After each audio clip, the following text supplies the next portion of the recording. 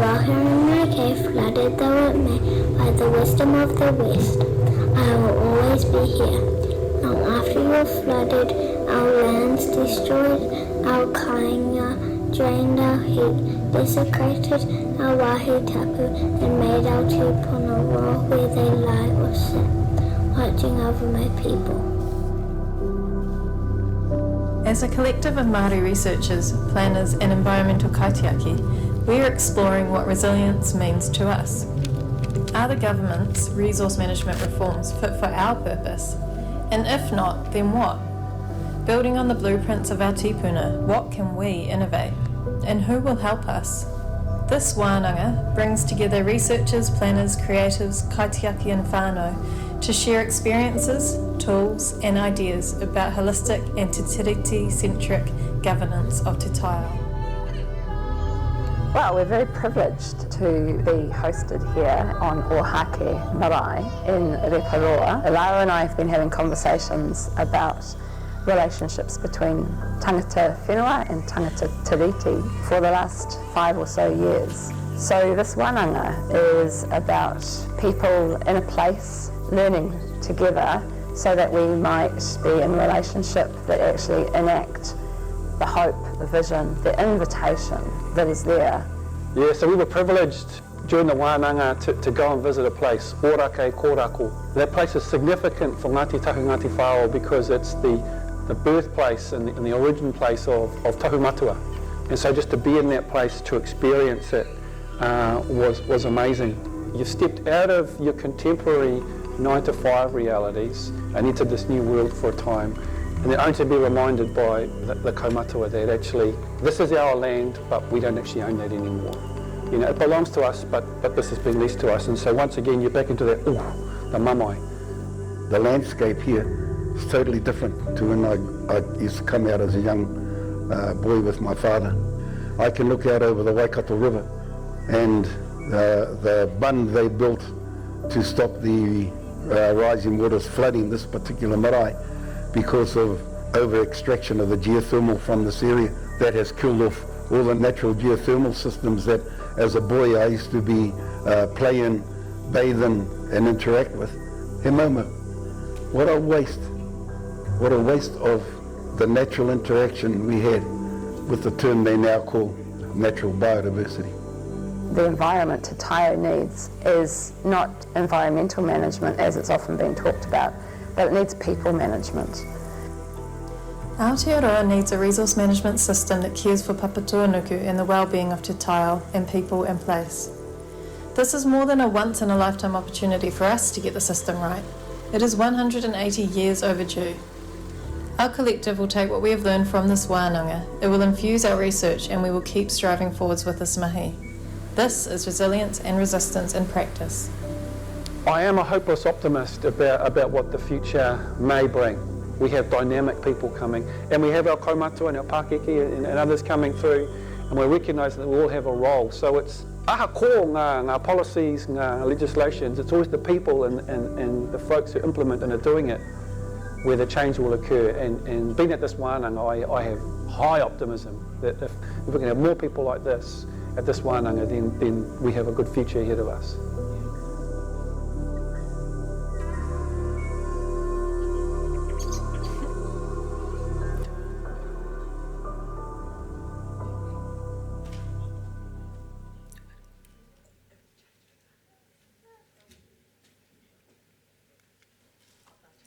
Oh, didn't you say get on the clicker? I can sit down now anyway, because it's, yeah, that was it. Do I need to push something? okay. Tēnā koutou. Kia ora. You might have seen me at the back of the room typing my presentation all day. I was also out till 4 a.m. Trying to get it together as well. And I guess that's maybe the thing about planning and policy work is that at the moment with all these resource management reforms, we're just so busy all the time and it's just, yeah, it is draining, and so you're forever playing catch up. So my apologies for not being fully engaged, but thank you for including me today. Kia ora. So I'm sad to see that plan isn't in those words there. Measure, manage, restore, protect. You could have plan in there. So, maybe plan, strategize, that kind of thing. Some feedback. No. Sorry. Anyway, I haven't had much sleep, so. So in that video before, that was my daughter Hiniwai talking at the beginning. There was a lot of stuff that came through that video that I'm sure, you will have picked up on anyway, so I won't go through it. But that's my other whakapapa. So I know that whakapapa a lot better than I do my kahanunu pahawera whakapapa. So it's quite a privilege and very humbling and very scary being here. But yeah, so on the next slide, I've got my family tree for you. So you can see that I really am from here. Oh, too far. Yes. So I'm at Hawkins. Lucy Hawkins and Albert Cross are my tupuna. And there's our family tree there. And then our Ngāti Tahu one as well over there. I named my daughter Hiniwai, which is a Ngāti Tahu name, Hiniwai Mahana actually, for our warm waters. And Kahukura is my boy, so that came from here. And there were so many tohu when I was coming up with his name, so maybe it was to bring me back here to this moment. Okay, next. Sorry. But it was also, so that was the night that I was in labour in the middle there. The sunset was amazing. So, that solidified that was his name. That's my mum and dad and the Vandermeer whānau. So my mum's a Vandermeer. And so the Hawkins and the Cross whānau, that's all through my mum's side. So she grew up here in Hastings. Louisa Vandermeer, Louisa, Ness, Carl, Wayne, Paula. Some of you might know some of them because most of them are still living in the Bay. And they've got lots of cousins down here. And I've spent a lot of time down here and in Wairoa where some of my other cousins are as well over the years. So there's my nan and granddad at the top who passed away when I was very little, and sadly my nan actually committed suicide, and I think that's a big part of the disconnection from our whakapapa. But I could do a whole session on that, so I'll keep moving. Okay, so Papapaunamu, planning. I saw that Niall had put me down in my thing as chair of Papapaunamu, so I thought, well, I better talk about that then. So, we're a Māori network, a national network, nationwide network. We are a special interest group, which I hate that term, special interest group of the New Zealand Planning Institute. And I've been the chair for about 20 months or something, I don't know, it feels like forever. Honestly, I spend more of my time and my family's time on Papapaunamu stuff, planning stuff, reform stuff at the moment than I do for a paid mahi or anything else.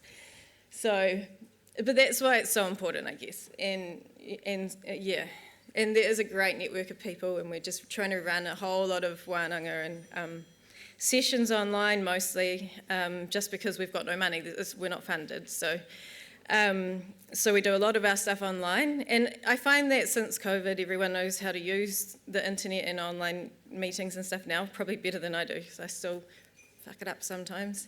So I find that it's actually made it more accessible for a lot of people, because it costs a lot of money to get to some of these hui, but they are better in person, and when it's a big kaupapa, then it's worth the travel. But some of our small things that are happening all the time, not so much. What else?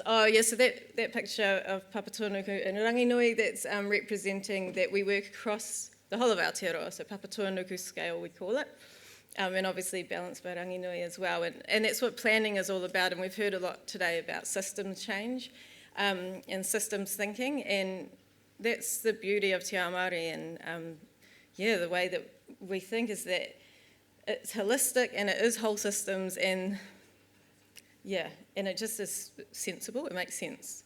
So I don't know why the government can't catch up. These are our regional reps. I think I might have heard Koreana's name earlier, did I?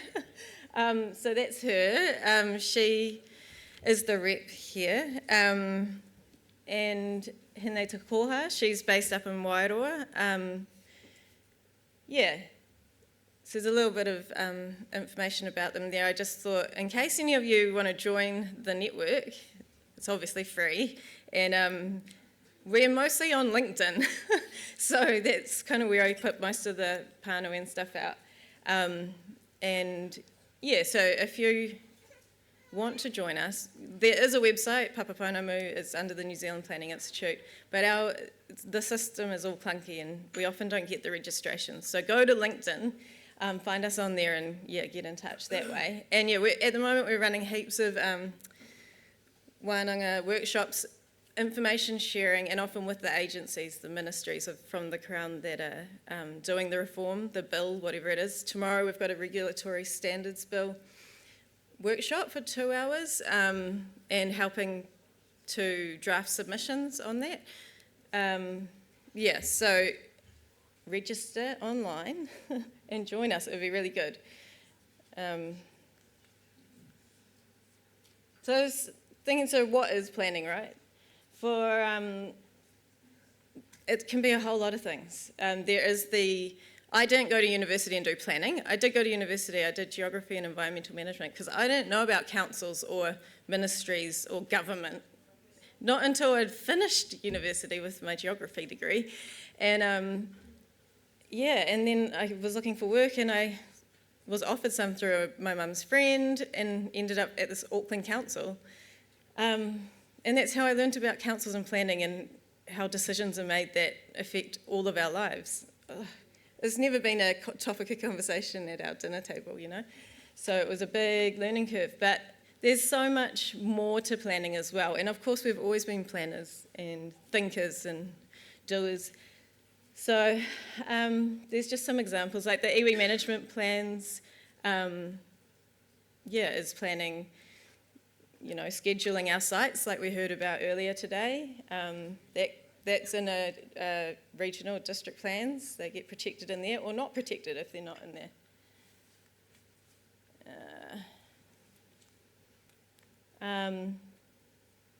Is it succession planning? There's all sorts of planning. Our whānau over at Ohaki, we were doing, we've done quite a lot of research. You might have noticed, I do lots of research.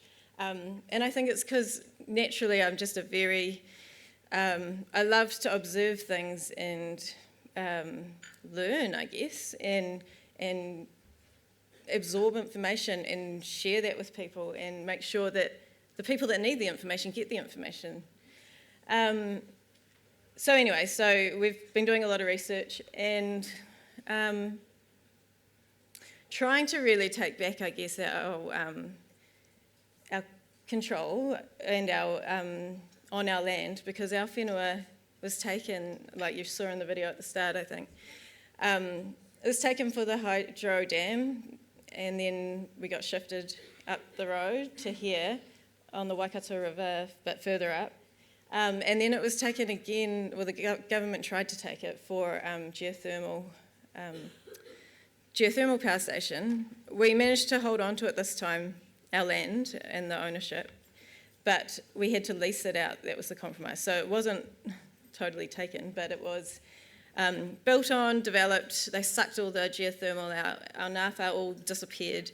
Our steam cooking holes, everything that we knew is gone. All the upper, higher level, subsurface geothermal energy is all gone. It's all just deep, deep reservoir stuff now that they're pulling out. And we only get $1 a year for the lease. What a joke. Anyway, and within the lease, because that land was being leased, though we still owned it, we couldn't do anything with it, so our papakanga, everything was gone. We still got the marae there, obviously. We still have our urupa there, but those are moving too because of the disturbance. And now the river's starting to overflow too. So this is all that stuff around climate change and adaptation and us needing to be informed and have the data like we heard before, and then use that data in ways that will empower and enable ourselves. I should move along because I've got heaps more. Or is planning submission writing? At the moment it is for me. So like I said, I'm not a qualified planner per se, but I have worked in councils and I'm very much involved in the planning world, but it's more the policy side of it where I can help to shape the rules and the policies and objectives and things. And at the moment with all the reforms, we're just submitting and hoping that someone down in Wellington is actually reading it and reflecting that back. And the beauty of being in Papaponamu, the chair of Papaponamu, is that I've been able to, it gives us a platform to actually engage with those ministries and with the relevant teams and departments, and they're interested. They do want to hear from us, and so often they will kind of bend over backwards to organise a workshop. So we're starting to get that information to people, but maybe people don't know about us. We need to get that information out, that we're here and we want to help.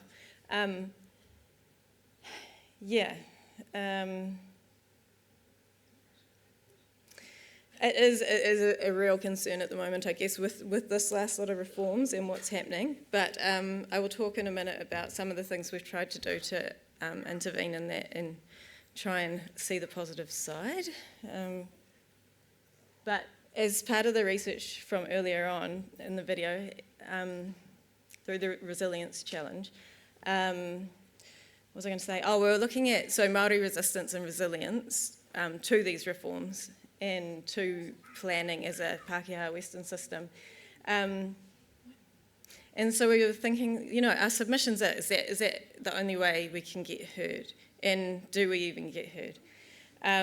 How can we go beyond submissions? And so we started thinking about some other ways to do it. So in these online sessions, we would get into little breakout groups and develop different things, so like whakatoaki and a haka, that was pretty cool. That's the one over there. That's from Dr. Wiki Walker from Ngāti Hine. She's an amazing wahine. She just got her PhD actually, and it's in koru economies, so looking at mana instead of mani.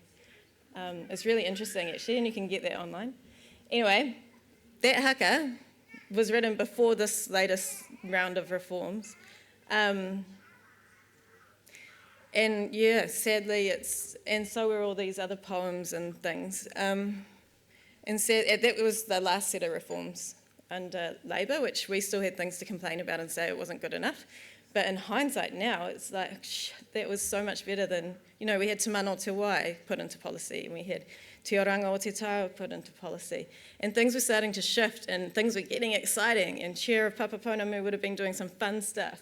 But no, National and this coalition government have changed all of that, and it's gone backwards, and all of the terrible things are happening, like, multiplied by a million. So why else do we need plans, and why is it important? And I guess it's again around the monitoring and things that we've heard a lot about today, and it's so cool to actually learn about that. And I wish I could have listened better rather than being distracted by pulling this presentation together, but it was still really cool. And I've been fortunate enough to be involved in quite a few of the initiatives in one way or another. This picture is hard to tell, but that's obviously like Parua's water coming down that way, and then there's water coming from a spring, so puna on that side, and you can see how clean and clear that is. Hopefully you can see that compared to that one, and then where they meet there, There it is. So that's the clear, that's the paru. And that clear water, where's it coming from, Niall? Raupari. Estuary. Do you want to stand up? Say it louder. Ngā puna. Yes, the 5 puna. Hey. Yes. And what about the other stuff? The yaki. Oh, how many? 16 puna. Oh, we saw 5 of them, maybe. Okay. It's on private property. But are they protected? No. See, that's the problem. Yes. Okay, so we need to get those protected, scheduled in the plan. Where's our friend that was talking about archaeology and scheduling and stuff? So there's our awesome kaitiaki and rangatira up there. Yep. And they were straight on the phone too to complain to someone that day about the state of it, which is, yeah, kaupai. Because they are beautiful. They are such beautiful puna, and they shouldn't be hidden away in this private property like that. There's so much potential there. And also, you know, just with the resource extraction and all the stuff that's going on, yeah, these are like, you know, these are the things that are going to sustain us into the future, our future generations. And without them, you know, they are ours, and we should be able to utilise and have sovereignty and have water security. So that's what we're working towards. Yep, there it is. That's where it is. But Kahanunu knows all this anyway, because it was in your annual report. This is what planning is. I was really stoked to see this. I can't read it now. But the best part was that bit that I've put on the right side, which is just, yeah, that's all the stuff that's involved in planning, and it's really good to see that you guys are all over it. Oh, I knew this was okay. But yeah, as you highlight in the report, there's lots to be done. That's not our fault, you're trying, but it's, yeah, the government. So what can we do about that?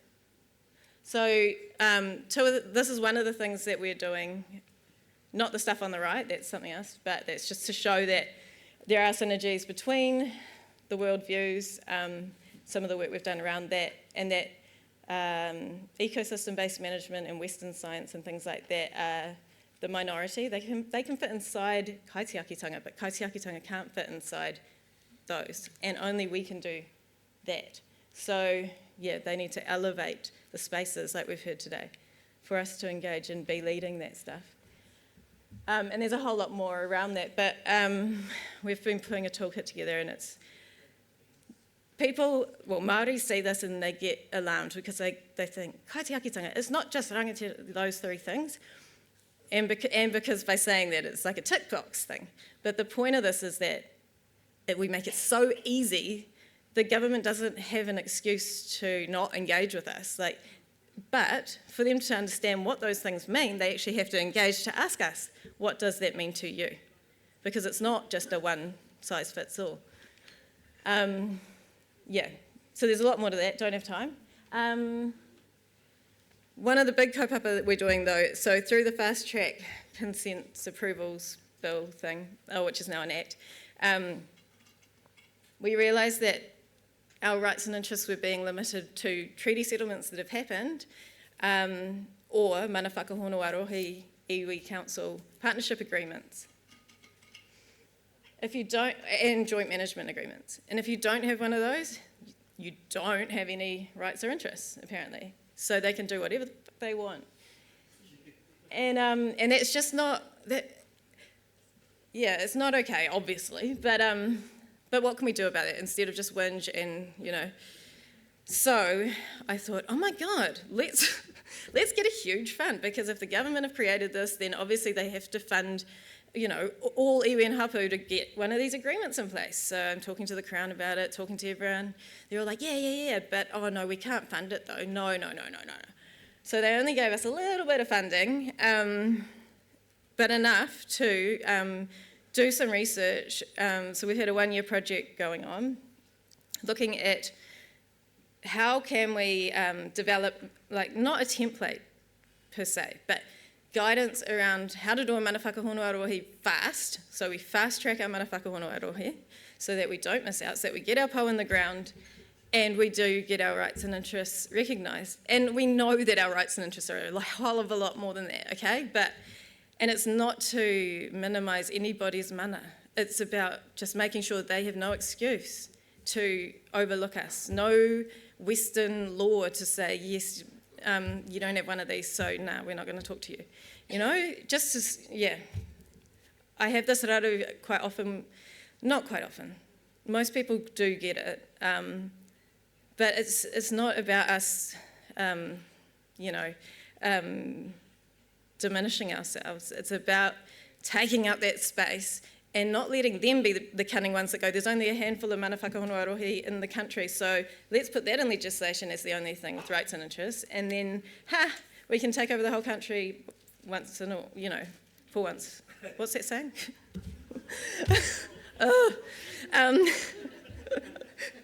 Once and for all, yes. So we're going, nah, you can't, because now we all have mana whakahōnua-arohi. That was the dream. So we have been working with a whole lot of iwi, to help them, to get one of our planners alongside to help them do it as fast as they can, but make sure they get everything in it that they want. And if they don't have time for that, then to put a caveat in to say, we'll come back in a year and we'll readdress those things.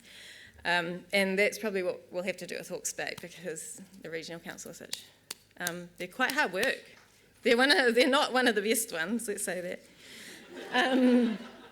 But yes, so we've got a couple of, if you go to the LinkedIn thing page, then there are two groups. There's one for iwi in Hapu, where you can go in and have kōrero about mana whakahōnua-arohi or any relationship agreements or stuff related to that. And tautoko one another. The other one is for councils. Some of the council members couldn't understand why they were being segregated out of the iwi and hapu one and not all together, happy family. I'm like, well, some of the conversations are a little bit sensitive, and they, don't want you there, sorry. It's not that hard. This is the other thing that we've been doing, which is the data and monitoring side of things. We've been working with the stream. So I negotiated a whole lot of funding to fund 15 iwi to develop their own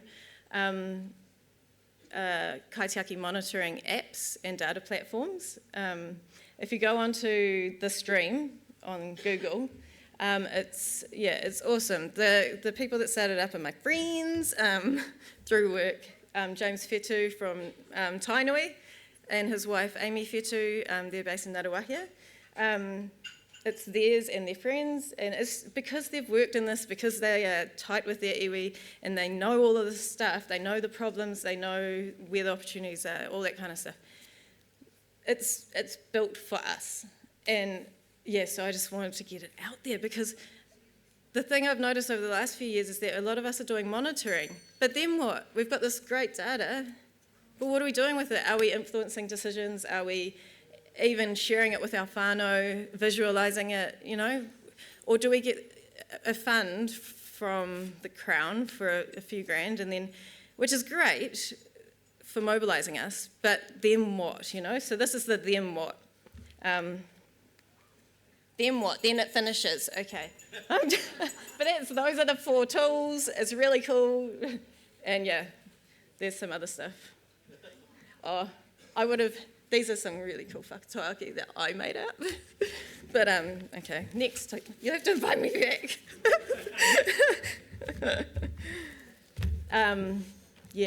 I'll just leave it up there for a bit. Okay, kia ora. Sorry,